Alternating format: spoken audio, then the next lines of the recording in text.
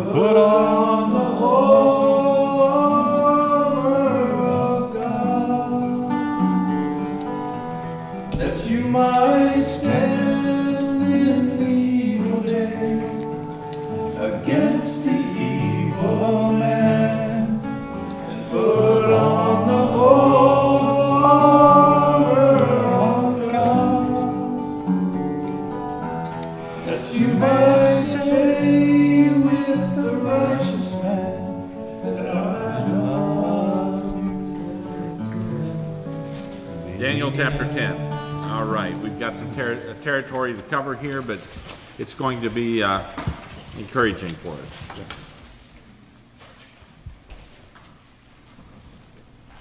In the 3rd year of Cyrus, king of Persia, and remember, it was in the 1st year of Cyrus, king of Persia, that the Jews began to return to rebuild the temple.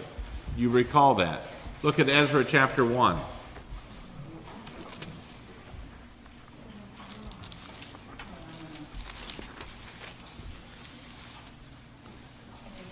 This is so important to make sure we have our timing right. Chapter 1 of Ezra. Now in the 1st year of Cyrus, king of Persia, in order to fulfill the word of the Lord by the mouth of Jeremiah, the Lord stirred up the spirit of Cyrus, king of Persia, so that he sent a proclamation throughout all his kingdom, and also put it in writing. Thus says Cyrus, king of Persia, the Lord, the God of heaven, has given me all the kingdoms of the earth, and he has appointed me to build him a house in Jerusalem, which is in Judah. Josephus says that there was a prophet that actually went with the scroll of Isaiah and opened it up and showed it to Cyrus. He then recognized that he was named by name 150 years before he was even born by the prophet Isaiah, that he would be the one that God had chosen to rebuild the temple. So that happened in the 1st year of Cyrus. Now, the people had begun to return from Babylon to rebuild the temple. Daniel's still back in Babylon, probably somewhat overseeing, I think, probably the return and encouraging, even as the prophets Haggai and Zechariah were encouraging the people in the work. I think Daniel, from his end, was helping with the Aliyah project back to Jerusalem. So it happened in the 3rd year of Cyrus. Daniel's an older man now. In the 3rd year of Cyrus, king of Persia, a message was revealed to Daniel, who was named Belteshazzar, and the message was true and one of great conflict. Some translations say one of a great war. Does anybody have that? One of a great war? That's in NIV. Its message was true, and it concerned a great war. Concerned a great war. So whatever this vision, this message that was given to him, it was true, and it concerned a great conflict, a great war, and he understood the message and had understanding of the vision. So it was a great conflict that was going on. I have it translated, but the time appointed was long. That's hugely different. Which verse 1? Which translation is it? It's New King James. New King James. Yeah, there's a definite difference between King James and New International. But the time was long. But it says, and the thing was true, but the time appointed was long. And he understood the thing and had understanding of the vision. And that, we remember in Daniel 8, it said that the vision was long. Well, I studied this word conflict in the Hebrew, and it's actually the word for war that's used in the Hebrew. And we've got the Hebrew scriptures over there for you. There's often different manuscripts. If so, NIV has in the notes burdensome instead of war. Okay. NIV has burdensome for war, but in any event, it's both true. It's a tremendous conflict in the One translation says warfare in the margin of the NASB. So it was a vision of a great conflict, a great warfare. Perhaps yours shows light that maybe it was an extended, long conflict. The time would be long until the vision would be fulfilled. The time appointed was long, because Right. later in the chapter he says, I've come to show you what will befall your people in the latter days. And earlier in Daniel 8, I'm just going by what probably Right. the translators were thinking. Yes. Because it said Right. that the vision is long there. So be interesting to compare 8 Yes. and 10 in the Hebrew. But the vision that he received was true and one of great conflict. But he understood the message and had an understanding of the vision. In those days, I, Daniel, had been mourning for 3 entire weeks. So whatever this vision was that he had, wow, it set him on his knees. And he was mourning. It was a troublesome vision that he had for 3 entire weeks. I did not eat any tasty food, nor did meat or wine enter my mouth, nor did I use any ointment at all, until the entire 3 weeks were completed. And on the 24th day of the first month, while I was by the bank of the great river, that is the Tigris, I lifted up my eyes, and behold, there was a certain man dressed in linen, whose waist was girded with a belt of pure gold of Uphaz. His body was like beryl. His face had the appearance of lightning. His eyes were like flaming torches, his arms and his feet like the gleam of polished bronze, and the sound of his words was like the sound of a tumult. Now I, Daniel, alone saw the vision, while the men who were with me did not see the vision. Nevertheless, a great dread fell on them, and they ran away to hide themselves. So he saw a man. And look how he's described. Who did he see, is the question. The description is almost identical to that given of Jesus in Revelation. His voice was like the sound of many waters. I mean, we have a description of Jesus, a vision of Jesus. Isn't it amazing to think that the one that was speaking to them on Mount Olives and quoting this verbatim, it's remarkable when you see it, that this is the same one that was speaking to Daniel. Yes.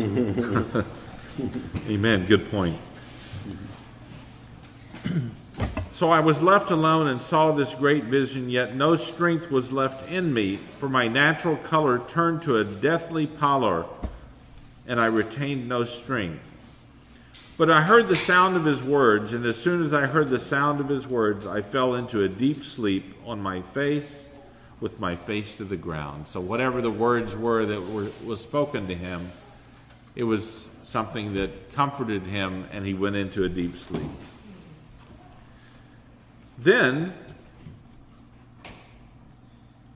behold, a hand touched me and set me trembling on my hands and knees. And he said to me, O Daniel, man of high esteem, understand the words that I am about to tell you, and stand upright, for I have now been sent to you. And when he had spoken this word to me, I stood up trembling. So he had seen the vision of the Lord, he fell asleep on his face, and then was wakened up by, most scholars agree that it was Gabriel. But I stood up trembling. Then he said to me, do not be afraid, Daniel, from the first day that you set your heart to understand this, and on humbling yourself before God, your words were heard, and I have come in response to your words. Very similar language that was used in chapter 8. But, verse 13, the prince of the kingdom of Persia was withstanding me for 21 days. I mean, again, he was discharged to answer Daniel's prayer and to come and comfort him. But the prince of the kingdom of Persia was withstanding me for 21 days. Then behold, Michael, one of the chief princes, came to help me, for I had been left there with the kings of Persia. And again, we have Michael. And you know, Michael's name is only mentioned 5 times in the scriptures. Every time he's in a fight. He's a God's warrior angel. I mean, whether it's fighting over the body of Moses or fighting with the dragon. Every time he's mentioned in Scripture, he's in some kind of a fight. So he's a good, on behalf of Israel, he's a good guy to have on your side. Now I have come to give you understanding of what will happen to your people in the latter days. You want to have that underlined. So whatever this vision is about, I've come to give you understanding what will happen to your people in the latter days, for the vision pertains to the days yet future. So again, we have similar language that was used in chapter 8. It's an end-time vision. It's for the latter days future. But again, we're going to see the vision is going to be greatly expanded on. These visions are building one upon another, and we're getting more clarity. The zoom lens is focusing in, and we're seeing more details. It's like we've seen from back here, but we're getting closer, and we're going to see with more clarity. So whatever this vision's about, it's concerning the last days yet future. Verse 15. And when he had spoken to me according to these words, I turned my face toward the ground and became speechless. And behold, one who resembled a human being was touching my lips, and I opened my mouth and spoke, and said to him who was standing before me, O my Lord, as a result of the vision, anguish has come over me, and I have retained no strength. For how can such a servant of my Lord talk with such as my Lord? As for me, there remains now no strength in me, nor has any breath been left in me. Then this one with human appearance touched me again and strengthened me. And he said, O man of high esteem, do not be afraid. Peace be with you. Take courage and be courageous. Now as soon as he spoke to me, I received strength and said, May my Lord speak, for you have strengthened me. So this one that's been sent to him is giving him strength, and angels give strength. Remember, angels in the Garden of Gethsemane came and strengthened the Lord. Ministering spirits sent to be ministers to those that be the heirs of salvation. The angel is ministering strength to Daniel.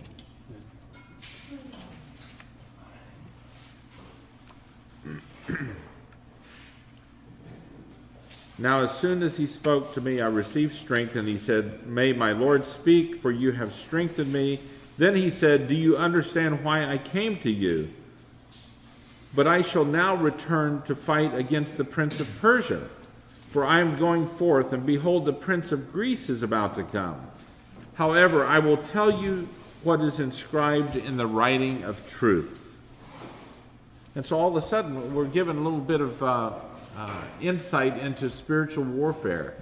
I'm coming to do this, but I've got to get this job done, he says, because, the Prince of Greece is coming. And, who was it that conquered the Medes and the Persians? Alexander. It was Alexander, yes. And the Prince of Greece, these forces were at work in the heavenlies.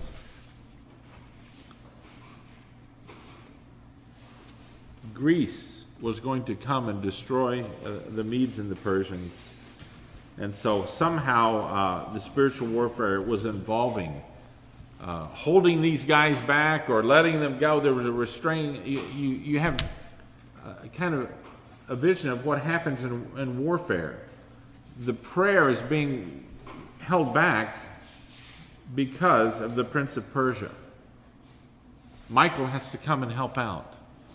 This could be a key to not only the restraining at the very end of the Antichrist, but the restraining of many, many throughout history. There's a heavenly war. It would explain Nazi Germany. It would explain, because if you compare